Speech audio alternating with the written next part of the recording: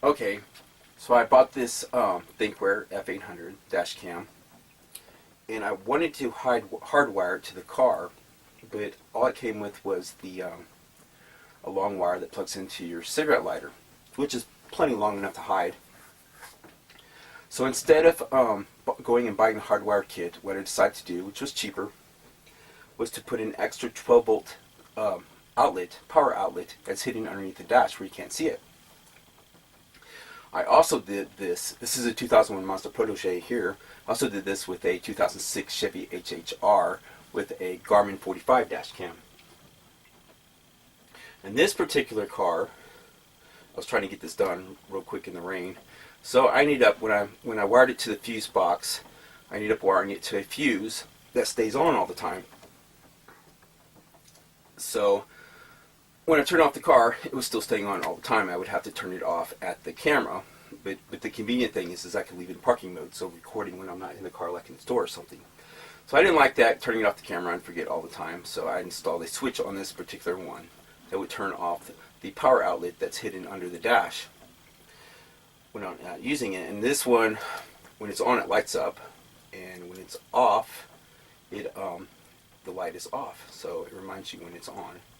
But that's optional. In the HHR, I did not do that. In the Chevy HHR, when I put the Garmin dash cam in, it was the extra power outlet, 12-volt power outlet that was hidden under the dash, was wired to the dash lights. So when you turn off the car, the power outlet turns off too, which was convenient. And the Garmin dash cam would turn off also, which I really like the dash cam. In fact, I like it better than this one. This F800. Yes, Thinkware F800. These are the tools you'll need. This is a wire stripper. Well, this is a tool that will make it a whole lot easier. you can use a lot of things like knives and everything else, but this will make it a lot faster. I've used knives in the past to strip wire. I like these particular wire nuts. These are the crimp ones. They work best for me. And so you can splice the wires and twist them together and put that over top of it and crimp it with this. You will also need one of these. This is a multimeter, or a circuit tester like this. On the circuit tester, you stick the pointy into where you're trying to find electricity, or where you're trying to find the hot wire where it's got juice, and you stick the alligator clamp right here onto something metal of the car to get a ground, and there will be a light up inside here telling you that you are getting juice. If you use a multimeter, you stick the red part in to where you're trying to find electricity, where you're trying to find where there's juice at, and you stick the black part on some metal part of the car to get a ground, and you set your setting. On this one, you would set it on 10V. This one will tell you how much juice you're getting. The multimeter does. The circuit tester does not. It just lights up, but you can use a circuit tester. Multimeter is not necessary. This multimeter was only $12. The circuit testers cost around the same range, and sometimes even cheaper. They don't cost a whole lot. You will also need one of these. This is a 12-volt power outlet. They run anywhere from $5 up to around $30. The more expensive ones are usually to put on the back of a truck that are waterproof, but that's not necessary. You can use one of the cheaper ones and they work just fine. This one has red and black wires. One is negative and one is positive. The correct wire would be depending on who manufactured it. And so the negative wire, which is probably the black one on this one, would be grounded to the car on some metal part, and the red one, or the positive wire, whichever color happens to be from the one that you buy, would go to the fuse box. You would have to add extra wire to make it longer. You can splice it and crimp it together, or in any way to make the wire longer. I bought the extra wire I needed, but if you have an old vacuum cleaner around the house or old TV or anything, you can get wires from that. And it's got a nice flat part on there, which I think makes it a lot easier, so you can put the double-sided mounting tape to mount it in the car. This one is from Walmart in Southeast Missouri, and this one is from O'Reilly's in Texas and Missouri, and it has a flat bottom, which makes it easier. This one is double. It's a double outlet, which if you have room down there, you could do that. As far as the size fuse you need for that, I'm not sure. I have to do research on it. But the other ones you can use from a 10, 15, or a 20 amp fuse. I recommend using one of these. This is a fuse tap. The mini is for the newer cars. The standard is for an older model car. You would have to get the appropriate one for the type of car you have. It shares the power coming from the fuse box with something that's already in there, say the radio or anything else. You put two fuses in it, and you have to match the fuse with the size that's in the fuse box with the size of fuse you need. If you're installing a 12 volt power outlet, extra power outlet, you need the 15, 10, or 20 amp. This is very convenient. I use this stuff for all kinds of stuff. This is the 15 pound, which I use to take the, I also use it for the switch, to attach the switch, and also to attach somewhere up under the dash your extra power outlet. And if you use stronger ones, I mean, they work really well, like the 30 pound ones, but it's not coming off. This is where it doesn't come off by accident, but if you needed to get it off for some reason, it is possible to get it off and to move it. That's the kind I always buy. And you can see here, this is the 2001 Mazda Protege, that underneath there is where I hid the extra power outlets. You cannot see it. And anyone gets in my car, it's completely hidden. And there it is up there, hidden underneath there. Right there is where the tape is. There's this, I think is the ground wire, and going under there, it's grounded. This is running across to the fuse box on the other side, on the driver's side. It's running behind the dash and everything where the stereo is. You have to be creative in one way of getting the wire through, if you have to run it through something, is to attach it to a stiff wire, like a coat hanger or something, and stick it through there and pull it. You can tie the wire to it and you'll be able to pull it through. That's a lot easier. It doesn't have to be a coat hanger, but some kind of stiff wire. Now this is the fuse box of the Mazda Protege, and this is the way I did it in this particular car. It's not necessarily the way you need to do it in all cars, but this is the Mazda Protege DX, which does not have the power windows or the power locks. And for some reason it has a fuse box for the LX that does have the power windows and power locks. So that fuse in there that's got the wire running to it, there used to be a 30 amp fuse in there that went to the, I'm pretty sure it went to the door locks. So I pulled and it was live and it had juice going to it. So I pulled it out and put a 15 amp in there. And this is very important that you get this right. If you do it this way, is that this side right here is where I got juice coming out. I can feel using my tools, my multimeter. I can see that on this side I was getting electricity coming out, and not on this side. So it has to come out this side and run through the fuse, through the 15 amp fuse into the wire. So I pulled it out and I wrapped the wire, the metal part of the wire, around this prong over here on this side. So the electricity comes out here and goes in through there. Now if this is backwards and you have this on the wrong side, the wire wrapped around the wrong side, you can mess some things up because you're not going to be using a fuse at all. You'll have too much juice going through the wire and you could really mess some stuff up. But if you decide to use a wire tap, which is what I recommend, or not a wire tap but a fuse tap, you would find the fuse, that's the fuse tap right there, and you just put two fuses in it. You would find the fuse in the fuse box that matches. Now the old cars, most cars, the older cars, the cigarette lighter used a 10 amp or a 15 amp depending on what car it is. The newer cars, they don't have cigarette lighters very much anymore, but they do have the 12 volt power outlets, and they use a 20 amp. So a 10 amp is small, but it's plenty enough for a dash cam. If you blow the fuse, then you may want to switch to a higher one. But I use the 15 amp. But you'd have to find the fuse that is like this 10 amp here. That's just an example. If I wanted to use that, I would use the fuse tap and use two 10 amp fuses. Make sure that it is put in the correct way. And it could be done that way. That way you're sharing the fuse. This fuse could go, it may go to the dash lights. Now when I installed it into the Chevy HHR, I used the fuse. It was a 15 amp fuse that shared the dash lights for the instrument panel.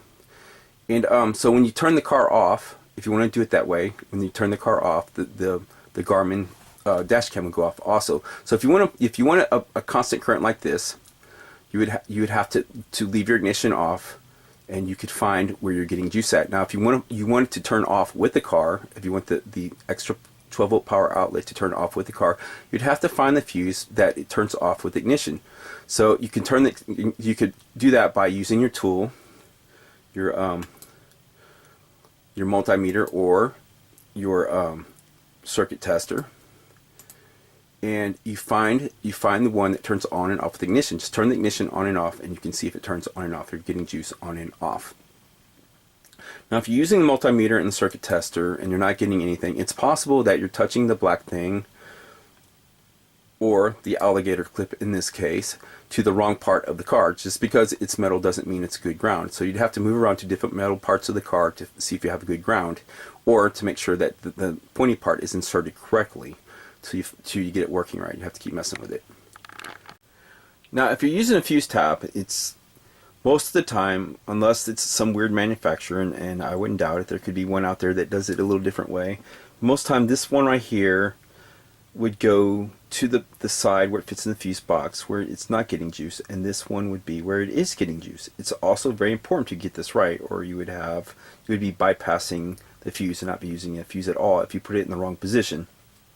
So you have to make sure you get this right. The one side has to go on the opposite side of the fuse so that it goes through the fuse, has to go where it's the juice, and the side where it's not getting juice from the fuse box would go to where it's coming out the wire. Now, if you take both fuses out of here and you put it in your fuse box and you're getting juice out of this wire, then something's wrong. It's very important that you also get this right. One reason why you would want to put it in a place where the juice is constant, where even when the car is turned off, is if you want to use parking mode. Most dash cams do not run down your battery. A lot of people leave it on all the time. But if you want to add it, if you want to turn it on and off with ignition, you can do that also. There is the ground wire. This wire happens to be to the extra switch I added. And the switch, the wire that was running from the extra power, 12-volt power outlet to the fuse box happened to go behind the ashtray. So I used that wire, I attached a switch to that wire. But a switch is not necessary. You don't need a switch. One common mistake that people make when finding a ground wire or finding a place to ground their wire is they don't find the right metal place. Just because it's metal doesn't mean it's a good place to ground it. It has to, the metal part that it's attached to has to be connected to the frame somehow. Just because it's metal doesn't mean that it's attached to the frame. Underneath the dash of most cars, there's all kinds of places where things are bolted down to the frame some way. I did not add this bolt and nut. It was already there because it's bolting something else down. On this particular wire right here, I added a crimp to it, but you don't have to do that. You can strip the rubber part off to where there's a long piece of bare wire, and you can wrap it around the bolt and tighten the nut down on it. So this was already in there. And back here is the one that was going to the dash cam. There's something similar to this, but back there. The bolt was already there, and I just put the wire underneath around the bolt and tighten the nut down on top of it. And a good way to find out if you have a good ground connection is if you're already hooked, well, you need to, if you already have your wire running to the fuse box, your positive wire, you can take the ground wire off the extra power outlet, 12-volt power outlet, and touch it to various places to find out if you're getting juice. You need to put something inside the 12-volt outlet to make sure that it's working. I used a phone charger that lights up, but you can use anything to make sure you're getting juice to it. So you can touch the ground wire in different places to find out if it's a good ground. Or you can use your multimeter or your circuit tester to find out by finding that where you're getting juice at and touching the necessary part to different areas, to different metal areas of the car to see if that's a good ground. Now, hiding the wire that came with the dash cam that plugs into the cigarette lighter. Most of them come with very long wires. On this, I'll go step by step on this car. They're usually, depending on the model of your car, they're not too much different. I did this on 2 different cars. Just stuff it up underneath the edge of the the headliner. It doesn't have to be way up in there, just underneath the edge of the headliner. If it holds it securely, that is fine. On the HHR, there was a big gap here because it already had a wire going to the mirror because the mirror had lights in it. So there's a big gap there, and I had trouble keeping the wire up in the HHR, and the Mazda I did not. So what I did in the HHR, the Chevy HHR, is I took some duct tape and rolled it backwards to make it sort of look like a cigar, but the sticky part on the outside. And I stuffed it up in several places in front of the wire, and stuffed it up in there. You could not see it at all, but it held you couldn't see it at all, but it did hold the wire up in there. And then down here, this is on the Mazda Protege. This one, at the top up here, you can stick a screwdriver in there or anywhere, and it just pops off. It snaps in and snaps off. Now on the Chevy HHR, there was a screw about right here that I could take out, and it loosened it where I can get behind it. Now, depending on the car you have, sometimes you get it off, it may not go back on right. So be very careful. I would advise looking up on the internet for your type of car to get more information on how to take this off. It was not a problem on these cars. But anyway, it ran under the headliner. The wire ran under the headliner, through here, and then to this side and down. And here is, it come out right here. This is the bottom of the plastic part, that plastic strip I just showed, and it went behind this rubber stripping. On the HHR, it had something similar that worked just fine. It was not hard to do. And behind this, it fit in there very well, and went down here under the dash, and it came out right through there and down through there. And this is not hard, this is very loose. And then underneath the dash. One way of hiding a wire under a dash, whether you're running to the fuse box or anywhere else, you can use twist ties off the bread wrapper and attach it to other wires that are already under there, or anything else to secure your wire so it is not just dangling. And that's pretty much it. These things that the dash cams that come with the cord that plug into your cigarette lighter or your power outlet, they're designed for that. So I know the Garmin, I don't know about the ThinkWear F800, but the Garmin dash cam, Garmin 45 dash cam, has a fuse inside the part that you insert into the power outlet or the cigarette lighter. So they're designed for that. And I think it's a much better way. That way, if you want to switch your dash cam, you can. You don't have to go through a bunch of crap. You can just take it out and put another one in and run the wire that plugs into your cigarette lighter.